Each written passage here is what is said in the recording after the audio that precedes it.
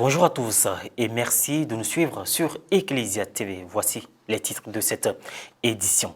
Le dimanche 5 mars dernier, deuxième dimanche du temps de Carême, Monseigneur Raymond Awa a prié avec la communauté chrétienne de la paroisse Sainte-Trinité de Koumassi. Avant la messe qui marque le jour de la transfiguration, le prélat avait effectué son pèlerinage au calvaire le vendredi 3 mars dernier. L'archevêque de Korogo, Monseigneur Ignace Bessi-Dobo, a officié la messe d'action de grâce qui marque les festivités des 75 ans d'existence des Sœurs de l'Annonciation de Bobo Dioulasso et de leurs 45 ans de vie religieuse à Korogo. Une cérémonie vécue dans la joie et l'allégresse en présence des fidèles laïcs. À la paroisse Sainte-Trinité de Koumassi, Monseigneur Raymond Awa, entouré de l'équipe presbytérale avec à sa tête le Père Sébastien Vanga, s'est adressé aux jeunes lors de la messe du dimanche 5 mars dernier qui rapporte l'épisode de la transfiguration de Jésus. Reportage Pierre Richemont, commentaire Maria Bissier.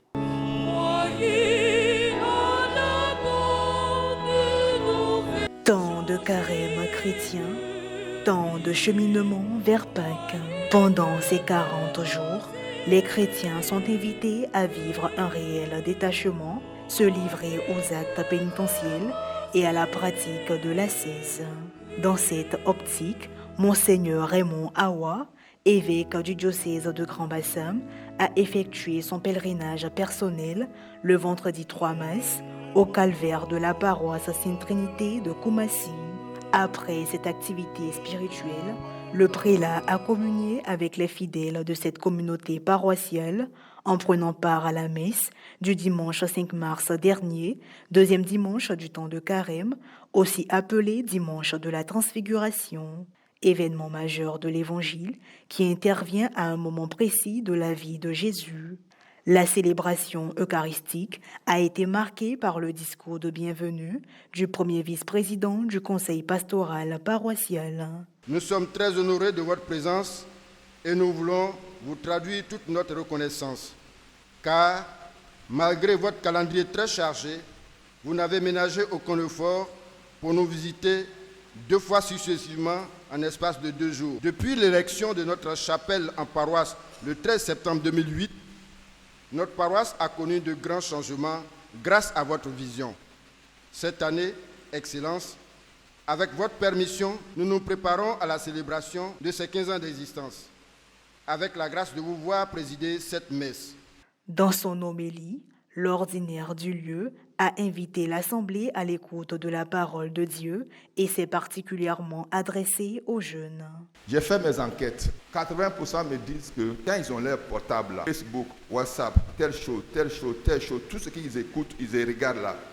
C'est au moins 4 à 5 heures par jour. Au moins. À ces jeunes, je voudrais demander combien de temps ils mettent pour lire la parole de Dieu et pour écouter la parole de Dieu. En outre, allons à l'essentiel a été le noyau du message prononcé par l'évêque. Notre marche de carême continue, mais dans une proximité étroite avec Jésus-Christ, de telle sorte qu'on soit unis avec lui. Parce que le carême là, la marche vers la croix, Jésus qui va donner sa vie, mourir et ressusciter là, ce n'est pas pour autre chose, mais c'est pour nous. Et nous qui sommes déjà chrétiens ou qui voulons devenir chrétiens, nous sommes morts avec le Christ, ressuscités avec le Christ. Au sortir de la messe, Monseigneur Raymond Awa a livré ses impressions.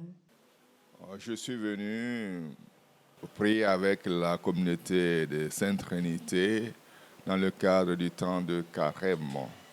Le temps de Carême nous rapproche plus de Jésus et surtout de Jésus souffrant. Et ici, nous avons l'image de ce Jésus dans la spiritualité du calvaire qui est là. Et je suis venu déjà le vendredi comme en pèlerinage. Aujourd'hui, je suis venu pour célébrer la messe, pour prier avec la communauté.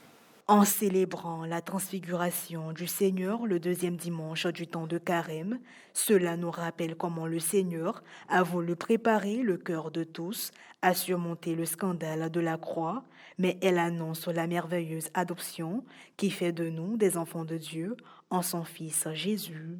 Une messe d'action de grâce a été dite le dimanche 26 février en la cathédrale Saint-Jean-Baptiste de Korogo à l'occasion de la célébration des 75 ans des Sœurs de l'Annonciation de Bobo Dioulasso et des 45 ans de leur présence dans le diocèse.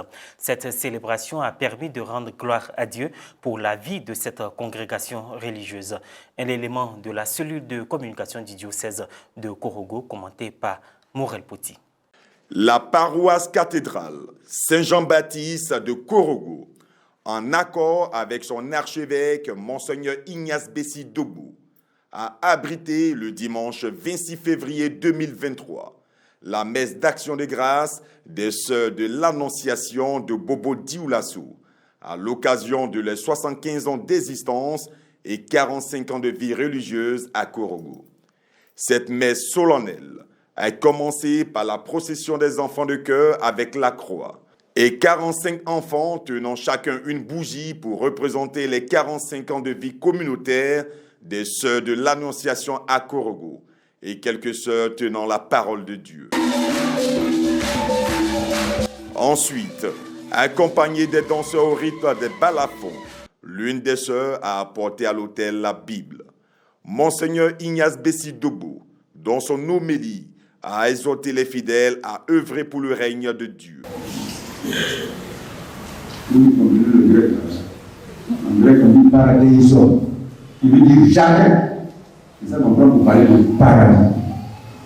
Donc ils étaient dans le jardin dans l'abondance.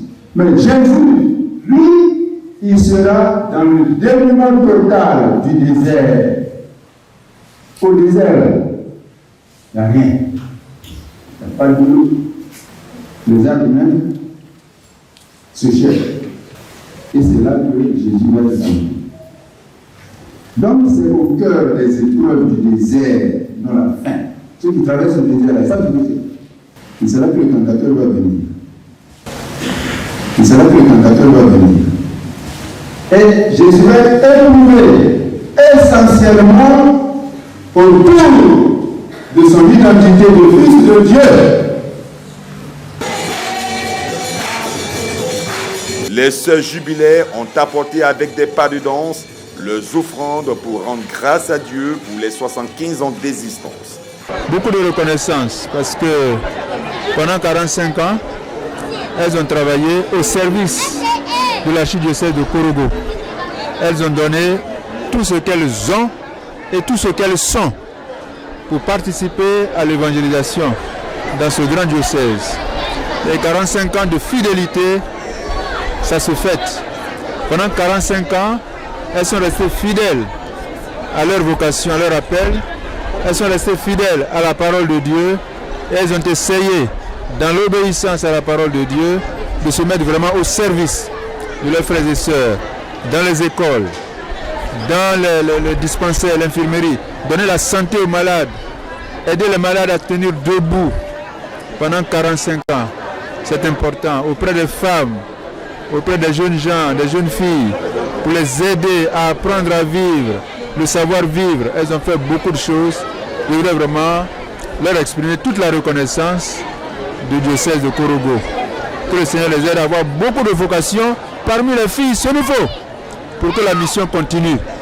Parce que la mission est belle et elle doit continuer. À la fin de cette belle célébration, nous tenons à dire merci à Dieu.